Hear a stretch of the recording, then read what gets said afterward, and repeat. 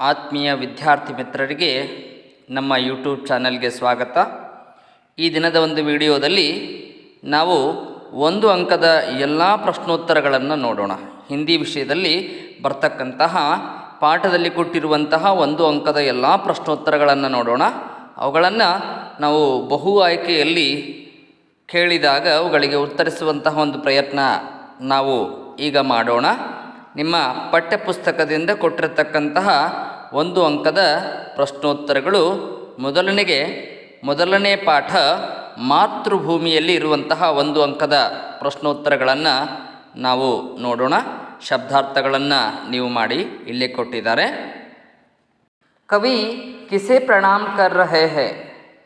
कवि मातृभूमि को प्रणाम कर रहे हैं. कवि किसे प्रणाम कर रहे हैं? कवि मातृभूमि को प्रणाम कर रहे हैं. भारत माँ के हाथ में क्या है? भारत माँ के हाथ में क्या है? भारत माँ के हाथ में एक हाथ में न्याय पताका, दूसरे हाथ में ज्ञान दीप है. दूसरे हाथ में ज्ञान दीप है. आज माँ के साथ कौन है? आज माँ के साथ कोटि कोटि भारतवासी हैं. माँ के साथ कोटि कोटि भारतवासी हैं. चौथा प्रश्न, सभी और क्या गूंज उठा है? सभी और क्या गूंज उठा है? सभी और जय हिंद का नाद गूंज उठा है. सभी और जय हिंद का नाद गूंज उठा है. पांचवा प्रश्न, भारत के खेत कैसे है? भारत के खेत हरे भरे हैं. भारत भूमि के अंदर क्या क्या भरा हुआ है? भारत भूमि के अंदर खनिजों का व्यापक धन भरा हुआ है. खनिजों का व्यापक धन भरा हुआ है. सातवां प्रश्न, सुख संपत्ति धन धाम को माँ कैसे बांट रही है? कवि किसे प्रणाम कर रहे हैं? कवि मातृभूमि को प्रणाम कर रहे हैं. कवि किसे प्रणाम कर रहे हैं? कवि मातृभूमि को प्रणाम कर रहे हैं. तो ಎರಡನೇ ಪ್ರಶ್ನೆ ಏನಿದೆ? ಭಾರತ್ ಮಾँ के हाथ में क्या है? भारत माँ के हाथ में क्या है? भारत माँ के हाथ में एक हाथ में न्याय पताका, दूसरे हाथ में ज्ञान दीप है. दूसरे हाथ में ज्ञान दीप है. ಮೂರನೇ ಒಂದು ಪ್ರಶ್ನೆ, आज माँ के साथ कौन है? आज माँ के साथ कोटि कोटि भारतवासी हैं. माँ के साथ कोटि कोटि भारतवासी हैं. चौथा प्रश्न, सभी और क्या गूंज उठा है? सभी और क्या गूंज उठा है? सभी और जय हिंद का नाद गूंज उठा है. सभी और जय हिंद का नाद गूंज उठा है. पांचवा प्रश्न, भारत के खेत कैसे है? भारत के खेत हरे भरे हैं. भारत के खेत हरे भरे हैं. भारत भूमि के अंदर क्या क्या भरा हुआ है? भारत भूमि के अंदर खनिजों का व्यापक धन भारत भूमि के अंदर खनिजों का व्यापक धन भरा हुआ है. खनिजों का व्यापक धन भरा हुआ है. सातवां प्रश्न, सुख संपत्ति धन धाम को माँ कैसे बांट रही है? मुक्त हस्त का निस्वार्थ भाव से बांट रही है. मुक्त हस्त का निस्वार्थ भाव से बांट रही है. जग के रूप को बदलने के लिए कवि किससे निवेदन करते हैं? जग के रूप को बदलने के लिए कवि भारत माता से निवेदन करते हैं. भारत माता से निवेदन करते हैं. जय हिंद का नाद कहाँ कहाँ पर गूंजना चाहिए?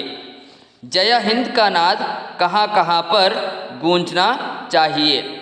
जय हिंद का नाद नगर नगर और गांव गांव में गूंजना चाहिए.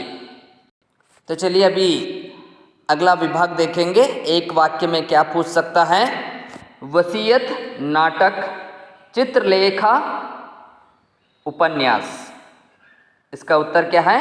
उपन्यास। शांत शांत ये द्विरूपति होता है तो हरे भरे शब्द युग्म है। क्या है ये? शब्द युग्म है। बाएं हाथ में न्याय पताका, दाहिने हाथ में ज्ञानदीप है। क्या है? दाहिने हाथ में ज्ञानदीप है। हस्त यानी हाथ, पताका यानी ध्वज। पताका यानी ध्वज। चलिए अभी दोनों खंडों को जोड़कर लिखेंगे। डायरेक्ट आंसर बताते जाता हूँ। फर्स्ट वन बड़ा ऊ होता है, तेरे उर में शायद गांधी बुद्ध और राम। और सेकंड देखेंगे, दूसरा वाला है फल फूलों से। सेकंड वन होता है अ ऑप्शन, अ वाला। फल फूलों से युतवन उपवन। फल फूलों से युतवन उपवन। तीसरा होता है छोटा ऊ, एक हाथ में न्याय पताका। एक हाथ में न्याय पताका। चौथा है आ, कोटि कोटि हम आज साथ में। कोटि कोटि हम आज साथ में। पांचवा होता है मातृभू शत शत बार प्रणाम। ई बड़ा ई होता है। तो ये पोयम आप अगर पढ़े हैं, अच्छे तरीके से पढ़े हैं, तो आप इसका आंसर अच्छे दे सकते हो। फिल इन द ब्लैंक्स के बारे में देखेंगे। रिक्त स्थान की पूर्ति कीजिए। कवि मातृभूमि को डैश बार प्रणाम कर रहे हैं।